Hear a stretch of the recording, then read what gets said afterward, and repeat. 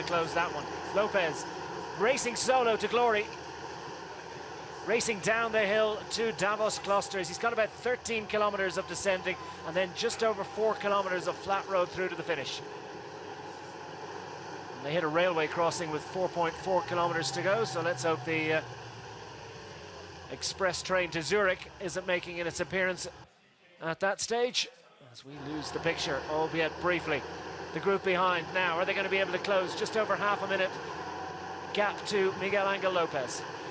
Well, it depends if Lopez wants to take any risks, because it is a very tricky descent, especially the top third on this side now. So, but there seems to be a bit more of a general regroupment now. Talansky doesn't seem to be liking this descent. Rui Costa wants to obviously come across to this front group. Potentially he is a fast enough sprinter that if it does come back together, there's a stage winner for grabs. But Lopez just has to be very aware. He can't take any risks in this on these corners, because if he slides out, he'll be caught by the chasing group. So he's able to pick his own line around the corners. I suppose in another way, nobody is marking the road for him and picking out the lines for him. So he's got to be careful. He's also got to be committed. It's a confusing combination for Miguel Angel Lopez. He's racing to glory, and he's got a lot. He's got a lot to be hopeful for. He's got a lot to race for, hasn't he? 45 seconds back, so 15 seconds now between the Izagirre group and the group of Andrew Talansky. Izagirre with an opportunity to move up into second place overall. There were 8 seconds between himself and Izagirre. 8 seconds down, Andrew Talansky starting the day from Miguel Angel Lopez. Izagirre 16 seconds back. Warren Bargui has just about managed to latch onto the back of the Talansky group. He's 18 seconds back. And then Pantano at 52. Kelderman is gone from this group. 1 minute and 21 seconds down. And there's the confirmation of the final mountains points of the year, with Miguel Angel Lopez taking the top points, as befits the man who is in the yellow jersey and has been climbing with such great ease over the last couple of days, particularly this afternoon in the rain, racing down to Davos. Here's your yellow jersey, this one on underneath that rain jacket. I can tell you it is dry and it is sunny at the finish line in Davos, so at some stage they are going to emerge out of the mist. How much of this descent is going to be on dry roads? Doesn't look like much of it. Delapart not enjoying the descent too much. No, there'll be a lot of riders not enjoying the descent, but the riders in front are racing for podium places. It's going to be touch and go whether they actually bring back Lopez. Still some tricky corners to come, but Lopez seems to be kind of holding them at bay. They've only knocked off about 3 or 4 seconds from the top of the climb. Yeah, so just inside a half a minute advantage now for Miguel Angel Lopez and the group of Jon Izagirre. 3 riders. Jarlison Pantano is in there as well. So too is TJ Van Garderen. And Chernetsky for Team Katusha, with Victor Delapart finding himself just a couple of seconds from the back. The CCC Sprande Polkowice man who won the Tour of Austria in 2015. Not able to take an apex there, and losing another second or two with every hairpin that's presented to him. Still though, he's managing to hold off the riders behind. Big opportunity here for Izagirre to move up. Also Pantano can move up for IAM, and what a wonderful result that would be for the local team. So Pantano has got a possibility of moving up here, but he really needs to, these gaps to open a little bit wider now. TJ Van Garderen as well started the day 7th overall, so an opportunity to move up to 6th. Wilco Kelderman distanced on the climb, and just 5 seconds between those 2 riders as they started the day.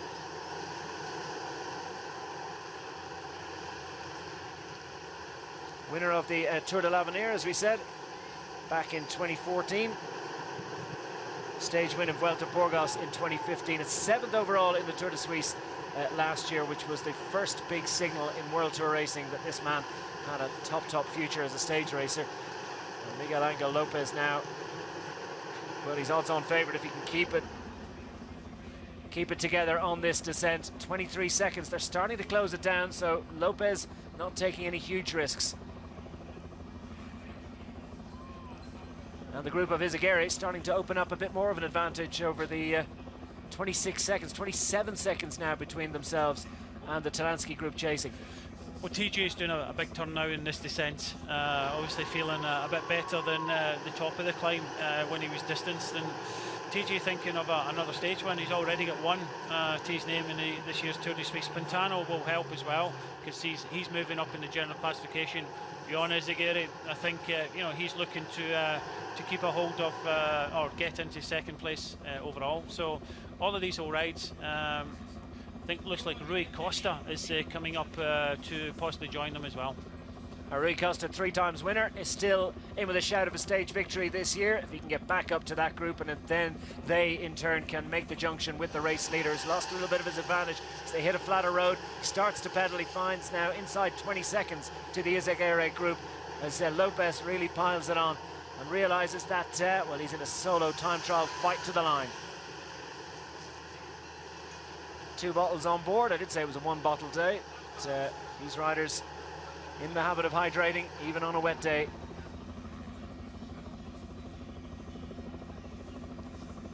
So just over 10 kilometers remaining in the Tour de Suisse of 2016, with your overall race leader Miguel Angel Lopez of Team Astana and Colombia racing to glory. But can he hang on ahead of this group of riders led by TJ Van Garderen? Started the day 7th overall. Just behind him on his wheel, Jarlison Pantano started the day 5th. And Jan Izagirre, who started the day 3rd and is set to move up, as indeed is the 4th member of this group, Chernetsky of Team Katusha, who was 13th at the outset of today's activities. And Rui Costa is trying to get across as well. Behind, where is Andrew Talansky? He had Joe Dombrowski for company when they started this descent. It's Bargui with Rui Costa. So that's a fantastic effort from Warren Bargui. Really looked to be suffering on that climb, but what a brave descent. Yeah, I tell you what, he's bounced back. Delapart has been, distanced in this descent. He rode a great mountain, and he's just not got it when it comes down to this tricky descent. But just moving back now to see where Talansky, and there's Dombrowski and Talansky. And Talansky's having to ride. He's going to have to ride all the way in the last 10 kilometres now, because he is drifting out the top 3 now. 2 up time trial for the Cannondale men. They've got to get back on terms, or he's going to lose a very strong finish in a World Tour stage race, a national stage race, the longest outside of the Grand Tours, at 9 days of racing in total. As we survey the scene in the group chasing behind, with this is Chislake on the front, the Verva Active Jet, and all those riders are riding. I know what am I saying? Of course, it's Pantano. It's the 2nd group on the road. Izagirre, everybody riding. And now Talansky with Dombrowski on the front. Talansky at the back with his rain jacket.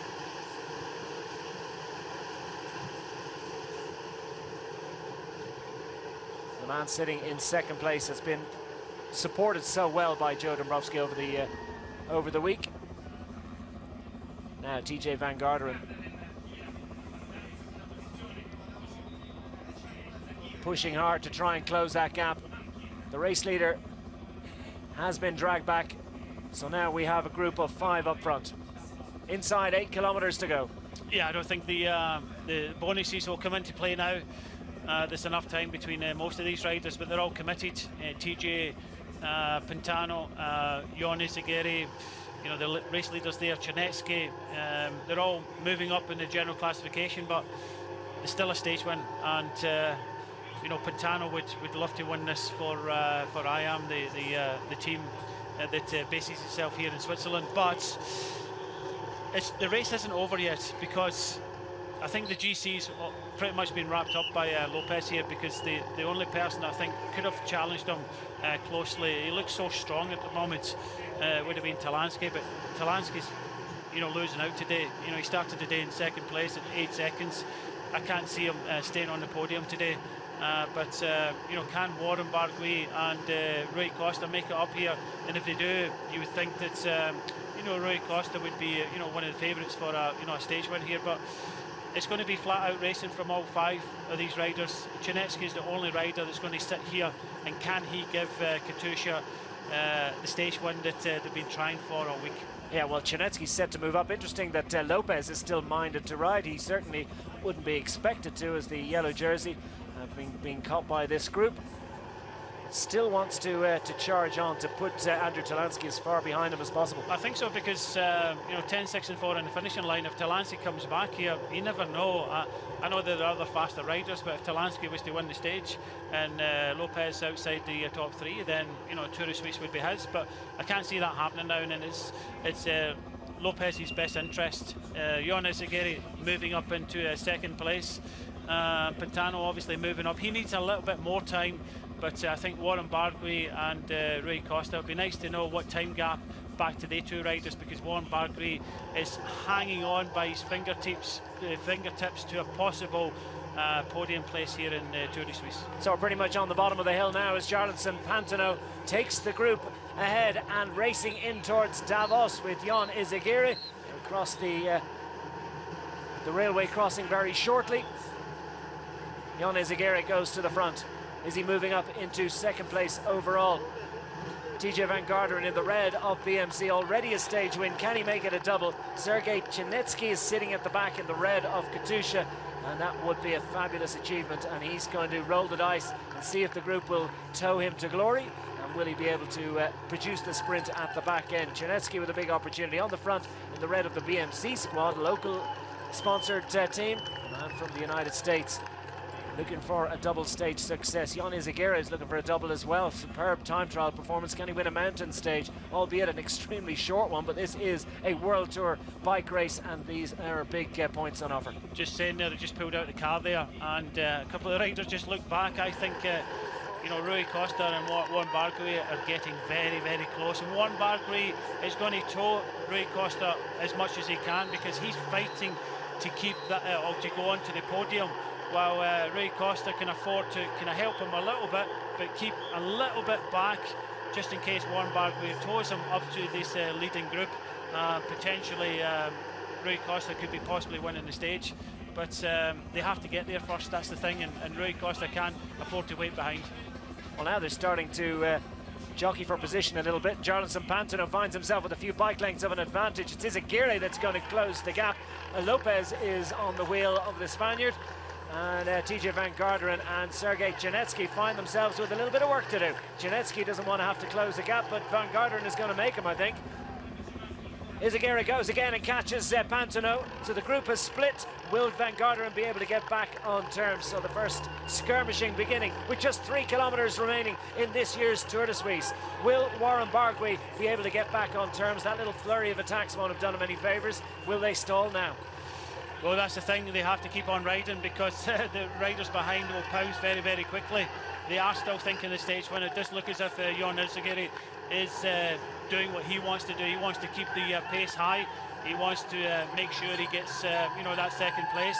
Pantano wants to ride as well, because he needs as much time as possible, because Warren Barguil is just sitting behind, and he'll be taking that potential podium place that Pantano thought he might have had a chance of getting on today. Every time Pantano goes to the front of the group, he opens up a few bike lengths advantage. Izagirre is still riding, and that is a difficulty for Rui Costa, and Warren Barguil behind. Rui Costa certainly is giving him a turn, and has he managed to no, the two of them still together, and Rui Costa on the front, Warren Barguil, and he within 10 seconds now of the leaders, but just 2 and a bit kilometers remaining. Barguil back to the front. They can see them, they can sense them. A couple of cars in between, they'll pull those out as Warren Barguil tries to get back on terms. The road rising just ever so slightly, and TJ Van Garderen on the front. Well, it's how much have they got left? As Rui Costa plays smart. He is a very good finisher, but Chinetsky's just been sitting on the tail of these 5 riders and waiting to pounce. It's a canny ride by the Katusha man, who is giving himself the best shot at a famous stage success, and a great addition to his Palmares as TJ Van Garderen just slots in behind. 4 of these 5 riders are contributing, but they find their advantage now down to single figures in terms of seconds, less than 10 seconds now to those 2 riders behind. Barguil gives a big effort to try and get back on terms.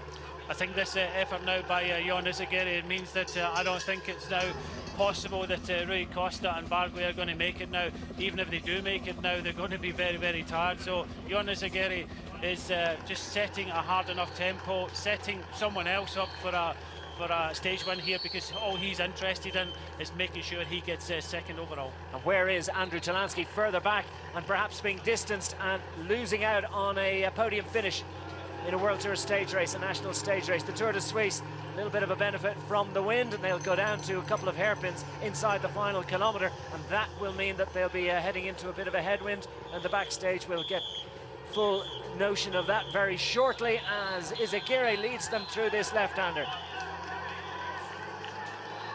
Under the kite, less than a kilometre remaining in the final stage of the Tour of Switzerland. Care to call it? Well, I think Czernetski's been sitting there at the rear of this group, and I think he is the favourite to win this stage. Well, here comes the jump from TJ Van Garderen. Izagirre is alive to that one, and Van Garderen has to tuck back in. I think maybe he was thinking about it, but didn't quite get there. Warren Barguil and Rui Costa are still trying to chase, but it's 5 riders that are going to contest this stage victory. That would appear to be the case. Czernetski still sitting at the back. How much energy has he been able to save? Jarlison Pantano has been working hard just in front of him. TJ Van Garderen from BMC is in the middle of the group. The overall race leader, Miguel Angel Lopez, is racing to glory. Can it be stage success as well? Izagirre has been doing most of the work. Will he have anything left for a finishing sprint? Seems unlikely at the moment. Lopez is sitting second in line as we're inside the final few hundred metres. Czernetski's going to launch from the back. Pantano goes first. Will Czernetski be able to get around him? It's Pantano going for glory in Davos this afternoon. Jarlison Pantano with Czernetski behind him inside the final 50 metres. Here comes Czernetski around him. Will he get there in time? Oh, I don't think he's going to make it, because Jarlison Pantano has taken the final stage success in the Tour of Switzerland 2016. The win that he so dearly wanted. It's another great success for Colombia. It's a great success for Miguel Angel Lopez, because he's confirmed as the overall race winner. But what about that for a wonderful sprint success from Jarlison Pantano? Well, he can barely believe it. What a fairy tale ending it was for Pantano there, taking the stage win, and well deserved. He rode a very good stage, and I tell you what, with Matthias Frank, and the congratulations from the two Colombians there, Lopez and Pantano. What a well-deserved victory, and it'll be really happy camp for the IAM riders. Well, here comes Andrew Talansky, and it's been a disappointing day for him, because he's going to slip out of the podium position. A brave defence, but unfortunately just coming up a little bit short, and almost a minute between himself and the group up front, as Pantano continues to celebrate, and so much appreciation for him from the other riders in the race. One of the first over to congratulate him, Miguel Angel Lopez, not too far behind him. Warren Barguil, who raced so bravely to get back on terms, just couldn't quite make it. And Pantano is absolutely He came here as a support rider for Matthias Frank. Matthias Frank climbed off. He stepped up, and he has really stepped up, and onto the world stage. We all knew he was a good rider. He just held off Czernetski. I thought Czernetski might have had the legs, but he left it too late. 25 metres to go. Never had the legs to come round. Pantano wins the final stage here in the Tour de